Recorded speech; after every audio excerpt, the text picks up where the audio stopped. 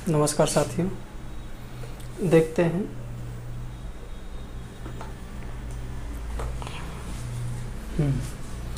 देखिए ये क्वेश्चन आता है।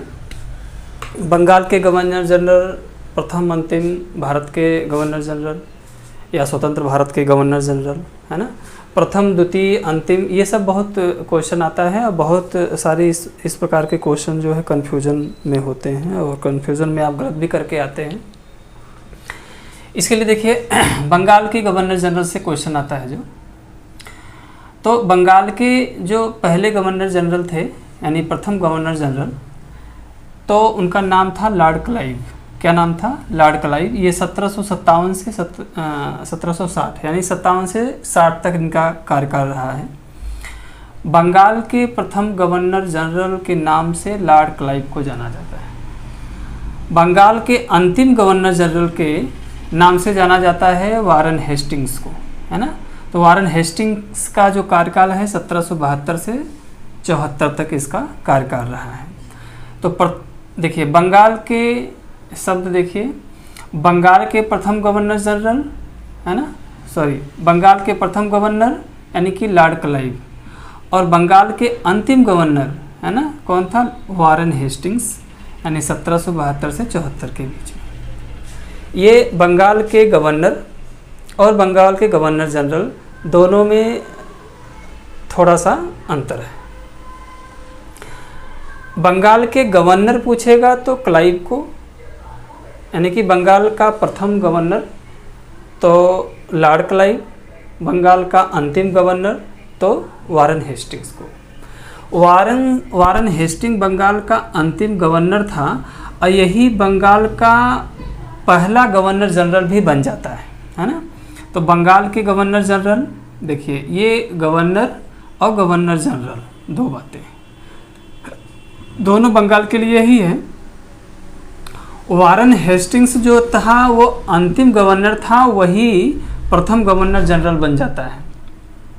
तो बंगाल का प्रथम गवर्नर जनरल, है ना, प्रथम गवर्नर जनरल जो था वो वारन हेस्टिंग्स था और वारन हेस्टिंग ही अंतिम गवर्नर था बंगाल का।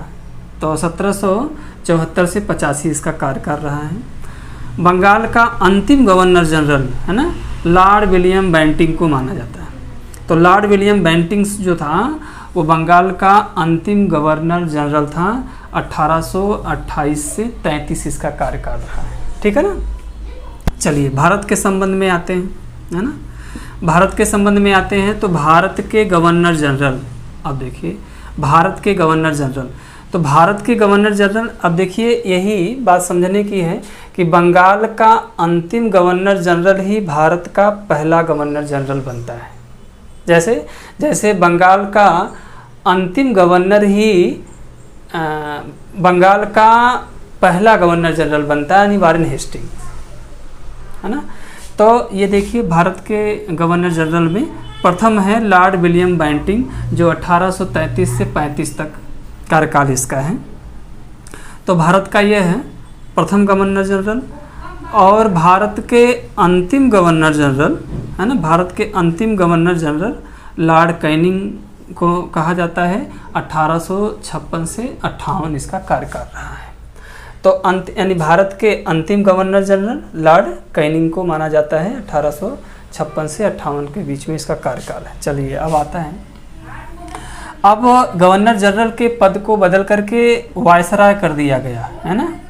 अब देखिए कैनिंग जो था भारत का अंतिम गवर्नर जनरल है, यही भारत का प्रथम वायसराय बनता है। जो पद लास्ट में समाप्त होता है और दूसरे पद सृजित किए जाते हैं वो एक में अंतिम रहता है, दूसरे में प्रथम हो जाता है। तो भारत के वायसराय के संबंध में तो देखिए ये लॉर्ड कैनिंग जो था भारत का अंतिम गवर्नर जनरल है और यही भारत का प्रथम वायसराय बनता है।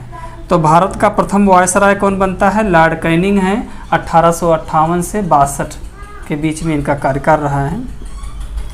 भारत का अंतिम वायसराय है ना, अंतिम वायसराय किसे माना जाता है? लॉर्ड माउंटबेटन को, है ना। भारत का अंतिम वायसराय किसे माना जाता है? लॉर्ड माउंटबेटन को। ये 1947 में रहा है। अब देखिए लॉर्ड माउंटबेटन के संबंध में दो बातें लागू होती हैं। स्वतंत्र भारत के ये स्वतंत्र भारत के प्रथम गवर्नर जनरल है ना, यानी कि प्रथम। अब देखिए प्रथम को कहाँ जोड़ रहा है, ये स्वतंत्रता के साथ जोड़ रहा है, यानी स्वतंत्र भारत का प्रथम जो गवर्नर जनरल होगा वो अभी लॉर्ड माउंटबेटन होगा। 1947 से 48 के बीच में इसका कार्यकाल है। अब देखिए जो भारत का अंतिम वायसराय है लॉर्ड माउंटबेटन, यही स्वतंत्र भारत का, अब इसका कार्यकाल देखिए, भारत के अंतिम वायसराय लॉर्ड माउंटबेटन का कार्यकाल 47 में है। फिर देखिए स्वतंत्र भारत का जो गवर्नर जनरल बनता है इसका भी कार्यकाल 47-48 है ना।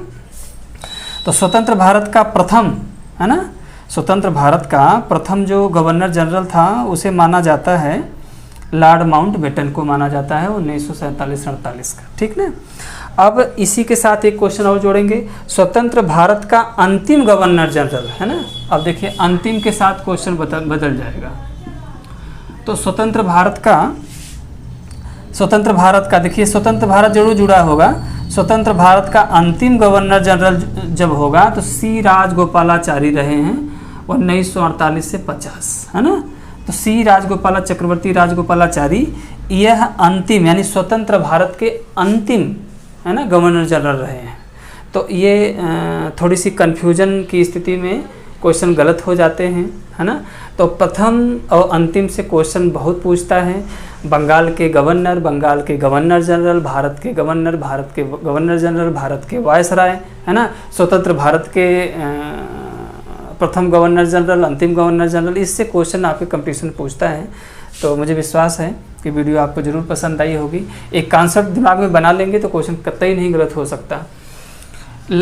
एक बार पुनः दोहरा देता हूँ, बंगाल के प्रथम गवर्नर यानी कि लॉर्ड क्लाइव को, तो लॉर्ड क्लाइव को माना जाता है, अंतिम गवर्नर हेस्टिंग को माना जाता है, और हेस्टिंग ही बंगाल का पहला गवर्नर जनरल भी बनता है। यानी कि हेस्टिंग यहाँ समाप्त होता है तो यह हेस्टिंग यहाँ भी आ जाता है, ठीक है ना। तो पद सृजित किया जाता है तो गवर्नर जनरल का पद सृजित किया जाता है तो वारेन हेस्टिंग ही बनता है। यहाँ गवर्नर में अंतिम है, यहाँ गवर्नर जनरल में प्रथम है, ठीक है ना। अब यहाँ भी देखिए बंगाल के अंतिम गवर्नर जनरल बैंटिंग है, तो बैंटिंग का फिर ना पद उसका अपडेट किया जाता है। तो ये बंगाल के गवर्नर जनरल को हटा करके भारत का गवर्नर जनरल बना दिया जाता है ना। तो बैंटिंग अंतिम है बंगाल में, इधर भारत में जो है प्रथम हो जाता है, ठीक है ना। एक कॉन्सेप्ट बना लेंगे तो गलत नहीं होगा। अंतिम लॉर्ड कैनिंग को माना जाता है, अंतिम लॉर्ड कैनिंग को माना जाता है जब गवर्नर जनरल के पद को समाप्त करके वायसराय किया जाता है। तो कैनिंग ही देखिए अंतिम है भारत में है ना गवर्नर जनरल के पद में। तो ये क्या होता है, भारत के वायसराय पहला बन जाता है कैनिंग है ना। तो कैनिंग जो है ये हो जाए। माउंटबेटन के संबंध में भी यही लागू होता है। ये भारत का अंतिम वायसराय है और स्वतंत्र भारत का पहला गवर्नर जनरल है, ठीक है ना। और अंतिम गवर्नर जनरल जो है सी राजगोपालाचारी हैं। मुझे विश्वास है वीडियो आपको जरूर पसंद आई होगी। थैंक यू वेरी मच, शुभकामनाएं।